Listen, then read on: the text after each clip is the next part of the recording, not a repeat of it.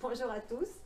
L'émission se fait avec Jean-Suzanne et pour la première fois, nous avons une petite admiratrice qui va poser les questions à Jean-Suzanne, l'artiste sculpteur. Ton nom? Chloé. Chloé. Chloé va poser les questions qui lui passent par la tête. Je te laisse faire. Vas-y Chloé. Comment tu as fait la peinture? D'abord, on peut difficilement appeler ça de la peinture, c'est plus du crépi. C'est-à-dire que j'utilise de la terre que je mélange avec des produits acryliques, de la colle, et j'étale ça avec des couteaux à mastic. Donc c'est plus un travail de comment dirais-je, de plâtrier ou de stuffer, de gens qui travaillent dans le bâtiment, qu'un travail de peintre. Est-ce que ça répond? Oui. Oui. Alors évidemment, il y a un petit peu de peinture, si tu vois, sur les traces là. Sur les traces là, c'est repris en peinture. Oui. Mais sans ça, il y a des ferrailles. Oui, Dans à peu près tout ce que je fais, il y a de la ferraille, rouillée de préférence. Et je noie cette ferraille dans ces espèces de crépis de terre. Alors les terres, elles viennent d'un peu partout. C'est essentiellement de la terre de fossé. Tu sais, quand tu te balades sur la route, tu vois de temps en temps, sur le bord de la route, c'est jaune, c'est rouge, c'est noir. La terre, elle n'est pas toujours de la même couleur. Et donc, je joue avec ces quelques couleurs. C'est assez monochrome, mais moi, ça me va bien. Et ça va bien avec la ferraille. Voilà. Comment tu as fait les trucs en briques? Les trucs en briques. Ouais, les blocs carrés. Alors, il y en a qui sont pleins, c'est-à-dire que c'est de la barre d'acier que je récupère en général dans des trucs agricoles, des machines agricoles que je coupe. Là, c'est coupé au chalumeau. Et quand c'est des gros morceaux, pour que ça ne soit pas trop lourd, je soude une partie sur un tube. Donc c'est creux, les gros blocs sont creux. Ah oui. Parce que sans ça, ça serait très très lourd. Chloé, tout à l'heure, tu as parlé de quelque chose dans la pièce à côté. Tu nous as dit, quand tu as regardé le tableau, tu nous as parlé que les... Enfin, je ne veux pas te le dire parce que ça serait mieux que ça soit toi qui le dises. Tu as vu comme une maison avec quelque chose à l'intérieur. En fait, c'était un petit appareil qui prenait des photos. Mais en fait, il était emprisonné. C'est comme ça qu'il ne pouvait pas prendre des photos. Ouais. Mais ça, tu abordes un problème, enfin une problématique de la liberté de la presse. Ah oui, parce qu'il est collé à la colle de la porte. Oui, dans la porte, il est en prison. Et c'est une petite caméra. C'était comme il était en prison, parce qu'il avait volé des petites pièces et des sous. C'était comme c'était un voleur en fait. Un voleur de pièces de robots qui fait des photos pour voir est-ce qu'il y avait des indices que le voleur a laissé pour lui donner les trésors. Et comme le policier il a fait un piège pour le bandit, il est allé à gauche vers la cabane s'il y avait quelque chose. Et après, il s'est fait emprisonner. C'était le piège en fait. C'était un petit piège. C'est très joli comme histoire, mais c'est pas tout à fait ça. En fait, ce qui est en prison, ce sont des journalistes. Ah oui, c'est des journalistes. Ce sont des journalistes. Alors ça, la petite caméra, ce sont des journalistes qui font de la vidéo. Et ces petits appareils, ce sont des petits appareils qu'on trouve dans des lecteurs de DVD. Tu dois avoir ça à la maison, c'est des lecteurs de DVD. Sais. Bon, pour lire les petits trous qu'il y a sur le disque, il y a une petite caméra comme ça. J'ai utilisé cette caméra là-dedans. Ouais.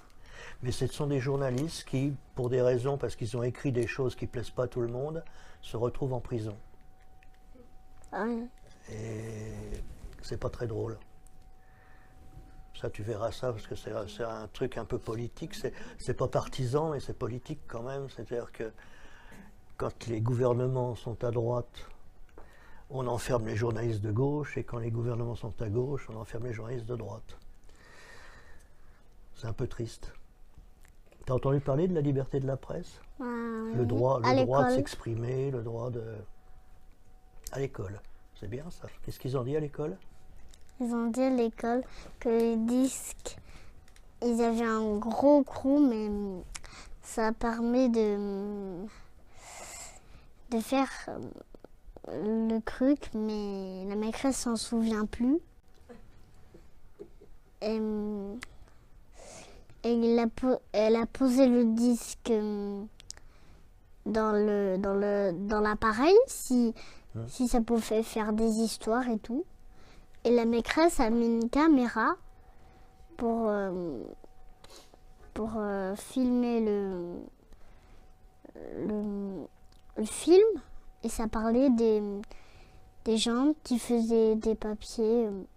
Les journaux. Des journaux, écrivaient quoi. sur les journaux. Ouais, écrivaient sur les journaux, quoi. Alors, tu aimes le travail de Jean? Ouais, j'aime Oui, bien. tu aimes bien? Ouais, j'aime bien. Et tu préfères les peintures ou les sculptures? Les peintures. T'as raison, c'est moins fatigant.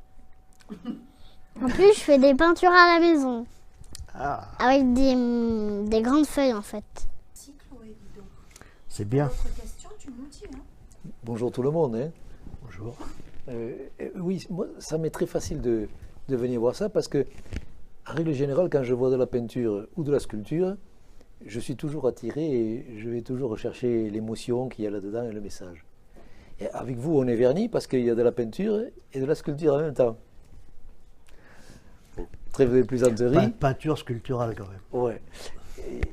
Trêve de plaisanterie. Ce qui m'intéresse dans un mouvement comme celui-là, c'est vous n'avez pas commencé par ça, vraisemblablement. C'est un aboutissement. J'aimerais que vous nous parliez de ça. Ben, c'est vrai que j'ai commencé par de la peinture traditionnelle, à l'huile, longtemps. Et puis, même à ce moment-là où je faisais de l'huile, j'ai commencé à intégrer des bouts de bois, coller des bouts de bois, coller des formes de toile. Et donc, pour arriver à faire un relief sur la toile. Et petit à petit, ben, le relief, il a pris des proportions, et puis il s'est décroché de la toile. Et puis, bon, il y a un moment, ben, les formes deviennent... Alors, il y a ce jeu entre la sculpture et puis la forme qui est détachée de la sculpture. Et bon, il y a des parallèles. Enfin, pour moi, il y a des parallèles, peut-être qu'ils ne sont pas toujours évidents. Mais sur les lignes, en tout cas, c'est sûr. Ouais. Mais c'est vrai que j'ai commencé par de la peinture à l'huile. Après, j'ai fait de l'acrylique. Mais toujours avec des reliefs. Beaucoup de sable, beaucoup de... Et puis là, j'ai opté pour cette technique parce que c'est une technique qui me correspond mieux parce qu'elle est plus sculpturale. Elle est plus... c'est une matière qu'on étale avec des couteaux. C'est plus du pinceau, enfin à part quelques retouches là sur les bords. Mais le dernier, là à gauche, il n'y a plus de peinture. Bien sûr, mais c'est ce qu'on ressent bien quand on voit votre travail. Alors, il y avait une interrogation que je me posais. Il y a tout le temps une inclinaison dans un sens, mais plutôt ça part de la gauche vers la droite, mais aucun rapport avec politique, hein, bien entendu. Voilà. Ça part de la gauche vers la droite, et ça va souvent en montant comme ça. Ouais. Alors, il y a un message là, c'est un voulu ou bien c'est votre ascendant qui est comme ça qui... Je pense que c'est une forme de signature, c'est une forme... c'est vrai que quelquefois ça part toujours de la gauche assez bas, après il y a plusieurs sections déchiquetées, mais ça monte à droite, et ça monte le clair est à gauche et le sombre est à droite. Pourquoi, je ne sais pas. En fait, pour ce que je sais de la symbolique des signes, etc., c'est un message très positif. Ah. Et pourtant, ce sont des couleurs assez sombres, avec des ciels qui sont souvent austères. Hein, et même, là, sur la presse, glaciales, etc. Voilà. Alors que ça se passe dans des déserts, théoriquement dans des déserts. Les lignes qui partent de la gauche vers la droite et en montant, c'est optimiste. C'est optimiste. Voilà. Donc vous êtes un grand optimiste. Je crois, oui. Mais bon. Et c'est bien, à travers une sculpture, peinture comme ça, une création assez austère, parce que c'est quand même austère, je veux dire, c'est pas un bouquet de fleurs, façon, n'est-ce pas, façon Renoir ou autre, c'est pas ça. Hein. Et pourtant, il y a, c'est pas austère, pourtant il y a une espèce, il y a peut-être cette ligne dans ce sens qui donne un espoir, il y a une dynamique. Il y a une dynamique. Je dirais ça comme ça. Voilà. Et puis j'y ressens moi personnellement aussi beaucoup de choses de l'art brut, quoi, de la matière, c'est le retour aux sources, quoi, et pas la versatilité des choses, et peut-être quelque chose de beaucoup plus solide. Terrien, on va dire, parce que c'est vraiment de la terre, c'est vraiment terrien, et c'est vraiment de la terre de fossé. Hein, quand je disais ça à Chloé, je vais chercher ça vraiment dans les fossés. Et chez nous, en Tarn-et-Garonne, dans le Lot et tout ça, ça va de ces ocres à des choses plus rouges, de la comment ça s'appelle, c'est une espèce d'ardoise pas tout à fait cuite, qui est de la thérite ou quelque chose comme ça. Et alors j'ai même pris de la terre brune comme ça, que j'ai cuite, et j'ai fait de la terre brûlée. Oui, oui. On arrive à pour lui donner quelque chose de plus pétri encore. Voilà, ce qui me faisait plaisir d'échanger avec vous. Je laisse bien volontiers la parole aux autres pour continuer. En tout cas, merci. Reposer la même question tout à l'heure. Tu as d'autres projets, non pas pour cette exposition, mais d'autres sujets. C'est pas les sujets de coup de gueule, comme tu dis, ton écrit qui manque, quoi. Et tu as d'autres projets de ce genre? C'est-à-dire que pour que j'arrive à faire, comme tu dis, un coup de gueule, il faut vraiment que la chose me perturbe. Parce que, bon, je fais des choses qui sont des formes abstraites. Pour la plupart du temps, c'est complètement abstrait. Et puis, on est quand même dans une ambiance politique, sociale, et il y a des choses qui finissent par arriver comme ça, presque à t'angoisser. Et il y avait un moment quelque chose qui s'appelait un mouvement de peinture qui s'appelait les peintres témoins de leur temps. Et quelquefois, on se retrouve confronté à ces problèmes sociaux ou politiques. Et puis la seule manière dont pour moi, pour me sortir de cette problématique et quelquefois d'angoisse, parce que quelquefois ça va assez loin, c'est de faire quelque chose sur le thème. D'essayer. Et à ce moment-là, bon, je dis par dérision que je me soigne, mais c'est un peu ça. Et puis une fois que j'ai vidé le problème, bon, je peux passer à autre chose. Et là, pour l'instant, j'ai pas encore un sujet suffisamment, comment dirais-je, on peut dire, qui me dérange au point de faire une série dessus. Ça va pas tarder. Je sens que ça va pas tarder. D'accord. Alors, ça, un autre sujet difficile à exprimer, mais pour moi, quand je vois ces choses-là, et même quand je vois des sculptures, j'ai toujours une idée de ruine. Et ça m'a toujours un petit peu posé. Est-ce que la sculpture actuelle, enfin abstraite par exemple, c'est pas comme des ruines sublimées? Et inversement, est-ce que des ruines ne peuvent pas être aussi comme des sculptures? Parce qu'au XIXe siècle, il y avait tout un mouvement autour des ruines, on faisait même des fausses ruines. La poétique des ruines, on faisait des fausses ruines. Tu sais, les séries de petits trucs en longueur, là, qui sont là-bas, qui sont des collages, ce sont des falaises ruiniques. Donc ce sont, dans certains coins, comme en Aubrac ou dans des coins comme ça, il y a des lignes de falaises où les roches sont très très sculptées. Et on pourrait prendre un morceau comme ça, signé en bas à droite, et puis la sculpture elle est faite. Et je me suis mis dans la situation de quelqu'un qui va chercher ses sculptures dans les montagnes, dans les collines, quand j'ai fait ces trucs-là. Donc c'est du rêve. Oui. Mais en général, je dessine ce genre de choses, et après, évidemment, il y a un rapport entre ces paysages ruiniques et la sculpture qui en découle. Ça fait penser aussi, peut-être que tu as fait ça, je ne sais pas, à des décors. Tu as travaillé pour des décors ou non?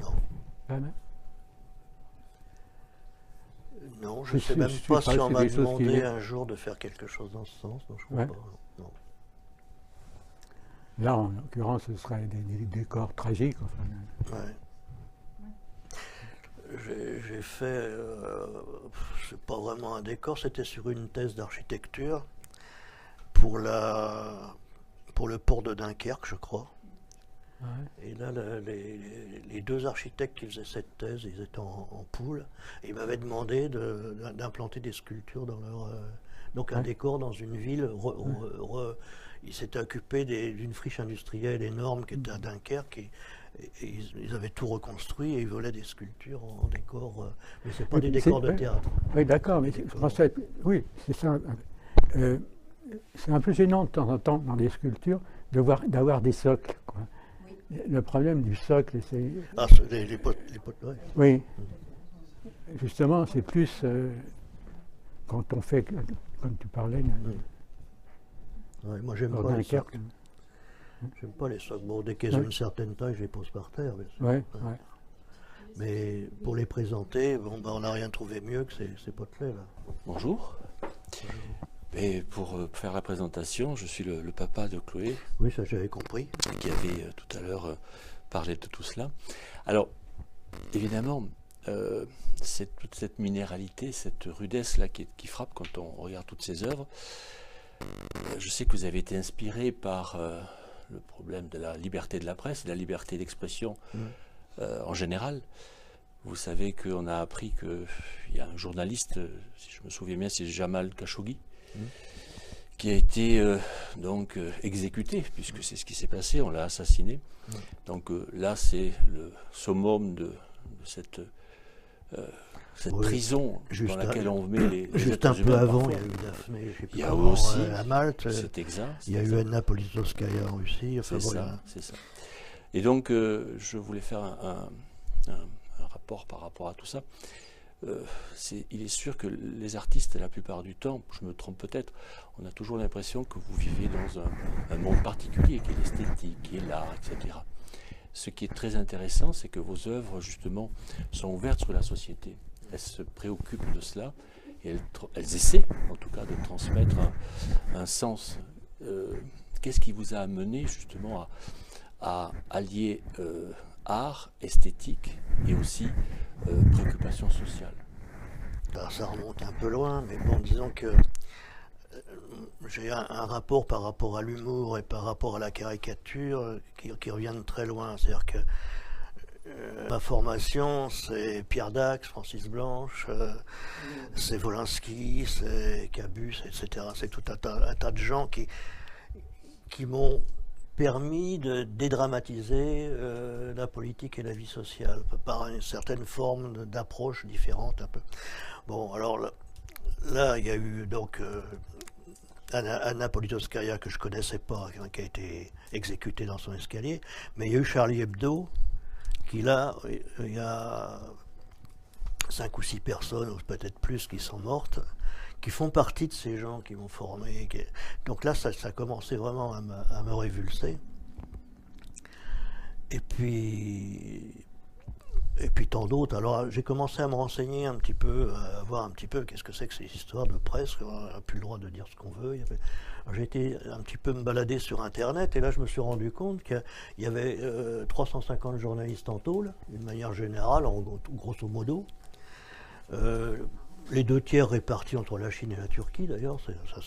Et puis il y a une 50aine de morts par an, quand même. Oui, c'est ça. Des gens disparus, des gens exécutés, des gens... Enfin bref... Des disparus. J'ai trouvé ça dramatique, et je me suis dit, bon, est-ce que je peux faire quelque chose dans cette direction? D'abord, comme je disais tout à l'heure, moi, pour un peu me soulager... de ne pas rester comme ça, les 2 mains, les 2 pieds dans le même sabot, dire bon, je vais faire quelque chose. Et je suis parti là-dessus.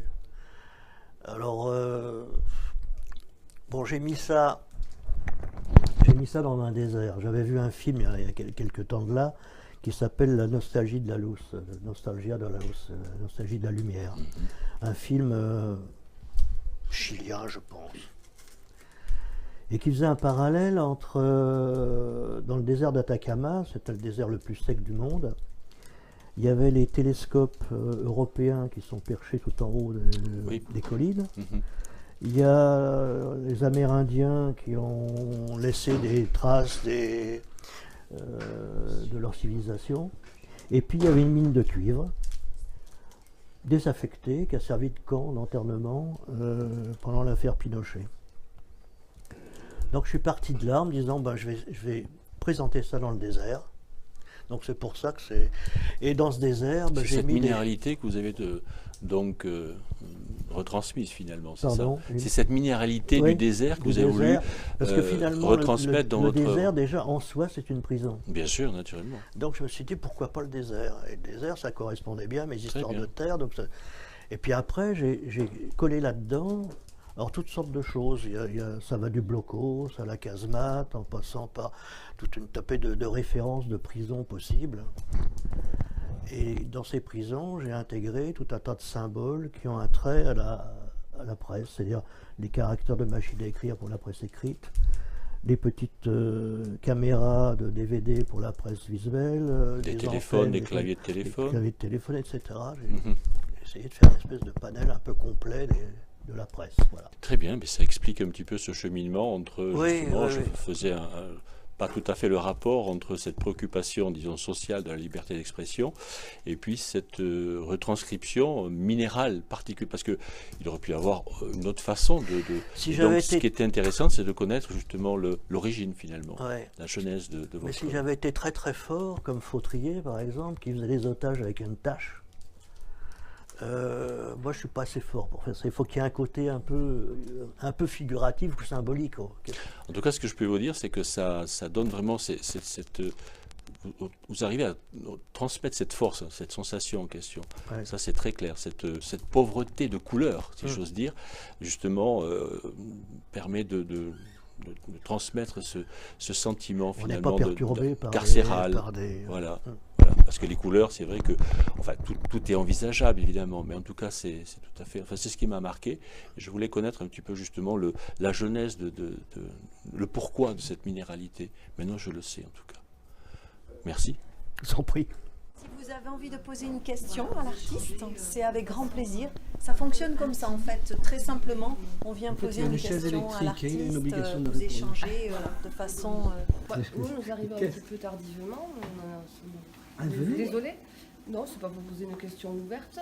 Enfin voilà, c'est quelle matière vous utilisez? Alors la matière, c'est de la terre. De la terre de fossé. Alors, je ne sais pas si vous vous baladez un petit peu sur les routes. Sur le bord des routes, il y a souvent la terre est à vivre. Et on voit de la terre qui est jaune, qui est rouge, qui est noire. Ouais. Et c'est avec ce genre de matériaux que je travaille, en mélangeant avec de la colle acrylique qui s'appelle du Caparol. C'est une colle qui est blanche au départ, et en polymérisant, elle devient transparente, on ne la voit plus. Et ça donne une espèce de crépi. Je joue avec les quelques variantes. Ça va de quelque chose qui est un peu rouge à quelque chose qui est un peu jaune, en passant par des choses un peu plus ternes, un peu plus sombres. Mais c'est de la terre, vraiment. Il y a aussi des ferrailles. Hein. Oui, il y a de la ferraille. Ouais. Oui, bonjour. Je connaissais déjà votre travail et j'étais en train de chercher justement où je vous avais vu. Est-ce que vous n'aviez pas exposé à la Galerie 21 ? À Toulouse. À Toulouse, oui. Chez Jacqueline Clar. Ah non. Elle s'appelait pas Jacqueline Clar à la Galerie 21 ? Comment elle s'appelait ? La Galerie 21, c'est eux. Ou alors à la... J'ai déjà vu votre travail. J'ai exposé à la Croix-Baragnon. Alors c'est à Croix-Baragnon que je Et puis après, à la Caisse Écureuil, voilà, à l'espace Écureuil. C'est ce que j'allais vous dire, à l'espace Écureuil, d'accord. Et ce que je trouve quand même, c'est que vous n'êtes pas dans la peinture, vous êtes toujours dans la sculpture. Ouais. C'est plutôt des bas-reliefs, même que des collages. Vous avez employé le mot collage parce que vous collez, évidemment. J'appelle ça des reliefs. Oui, mais je pense que vous êtes plus dans le bas-relief que dans que dans la peinture. Ah ouais, de toute manière, j'utilise de moins en moins le pinceau. Oui, comme celui-là, là, qui est le dernier que j'ai fait, là, il n'y a plus du tout de pinceau. On apprécie beaucoup, peut-être justement par la monochromie, presque. Oui, c'est des camailleux, de brun, oui. Ouais. Vous parliez tout à l'heure de Fautrier, c'est vrai qu'on retrouve un peu ce travail. Voilà. Ouais. Mais Fautrier avait de la couleur, lui. Et Fautrier, c'était quand même... Il a réussi à faire une série sur les otages où il y a une tache avec quelquefois un petit quelque chose, mais c'est assez costaud. Ouais. Oui, c'est un grand peintre qui n'est pas très connu, mais bon, quand on le connaît, qui est vraiment voilà, impressionnant. Voilà, c'est tout ce que j'avais à vous dire. Ils ont différents noms. Est-ce que tu peux me redire le nom de tes thèmes de sculpture? Oui, il y a eu des moraines, pas mal d'inclusions fractales, d'échures fractales, de fractales sinueuses. Le mot fractal, c'est fracture en fait. Les fractales, c'est beaucoup plus beau. Même si c'est une équation mathématique, je ne pourrais pas t'en dire plus. Je trouve le mot beaucoup plus intéressant que fracture. Et fracture a été très utilisé. Bon. Alors oui, fractal, je vois ce que c'est. En fait, c'est des découpes qui existent en nature et qu'on essaie de mettre en équation.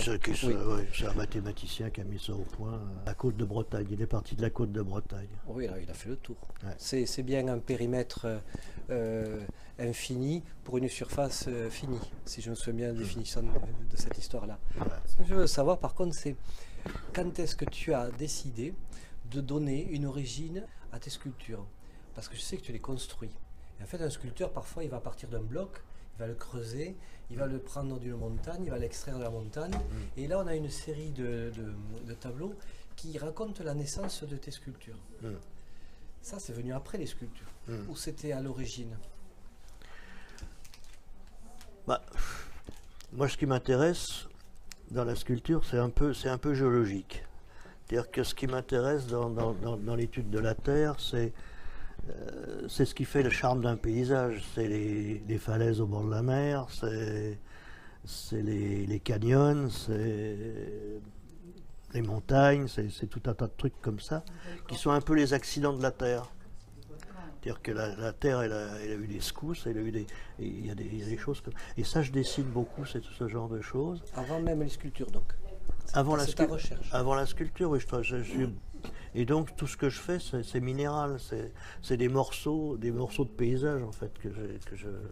Donc, les tableaux sont arrivés légitimement comme ça, pour dire voilà ce qui se passe dans moi avant que la sculpture naisse. Et alors après, moi, c'est le rêve qui me dit que je vais chercher mes sculptures dans la montagne. Mais ça, c'est le rêve. Ça, c'est parti autrement, ça. J'ai bien compris que tu leur avais inventé une naissance. Et puis, j'ai l'impression qu'il y en a d'autres qui sont un petit peu leur parcours. Avant d'arriver, par exemple, dans la galerie, avant qu'elles soient des sculptures à part entière, leur entité, j'ai envie de les définir comme ça, elles ont laissé des traces. Et c'est un peu ces parcours, ces paysages. Derrière moi, il y en a un qui est vierge. Là, elles ne sont pas encore passées. Dans les autres, elles sont passées. Puis, on dirait qu'on leur a coupé les pieds pour venir dans la galerie, j'ai envie de dire. On dirait qu'elles ont fait... On dirait que c'est leur histoire. Elles sont nées à un moment donné. Puis, elles ont vécu quelque chose à elles. Et puis, hop, toi, tu les as attrapées, tu les as accueillies.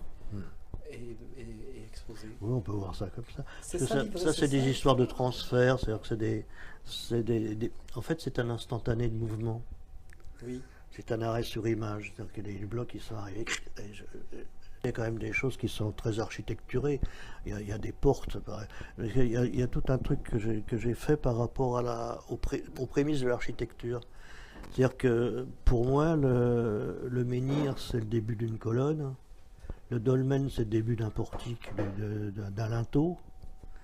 Et puis après, est arrivé les portes, les fenêtres, les escaliers. Enfin, l'architecture s'est construite. Enfin, c'est ma vision de l'architecture. Je suis pas architecte. Hein. Mais donc, j'ai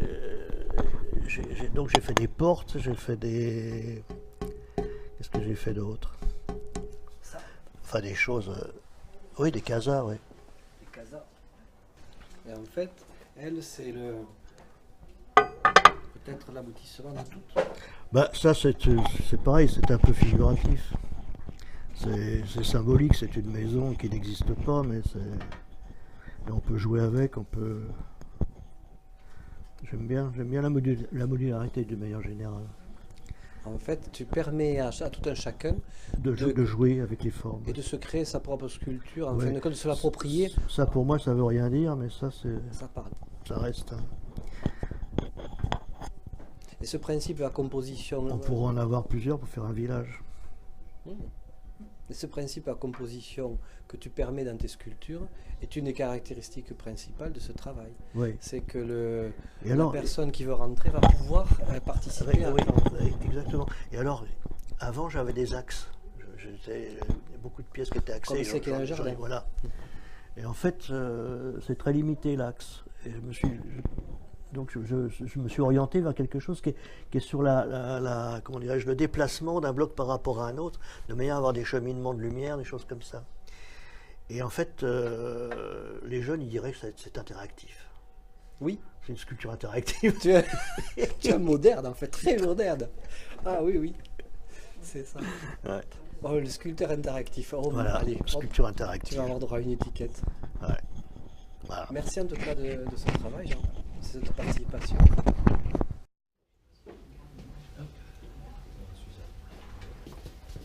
Et je venais vous remercier à tous, et à toi aussi, Chloé, d'avoir participé. Et merci, Jean, pour cette belle émission que tu nous as fait. Tu vas mettre du sable maintenant dans tes peintures, tu vas voir. C'est vrai? Tu vas faire pareil que Jean? Je sais pas. Non, hein? Je vais commencer Tu vas faire à ta façon. Tu dis à ton papa que tu achètes du Caparol. C'est une colle. Du Caparol. Caparol. Et elle peut le toucher, c'est, enfin, je veux dire, Oui, c'est... acrylique, C'est une colle acrylique. Tout Ouais, c'est pas... Pour les enfants, c'est pas gênant, ouais. Bon, allez, T'es pas obligé au boulot. Oui, pour le manger, non, t'es pas obligé. Ou alors il faut mettre beaucoup de sucre. Alors au boulot. Et après, une fois que tu as fini ton tableau, tu viens le montrer à Jean. Tu l'appelles au téléphone, tu dis « Allô Jean, j'ai un relief ou je sais pas, moi j'ai un tableau, j'aimerais bien te le montrer. » Ouais, ça serait chouette, hein? Allez.